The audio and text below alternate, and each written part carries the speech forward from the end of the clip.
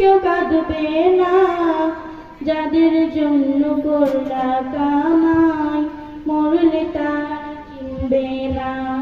আজকে মরলে কালকে 2 দিন পরের দিন কেউ কাঁদবে না, যাদের জন্য করলা কামাই মরলে তারা চিনবে না। থাকতে সময় করো আমল, ঈমান করো খাঁটি, থাকতে সময়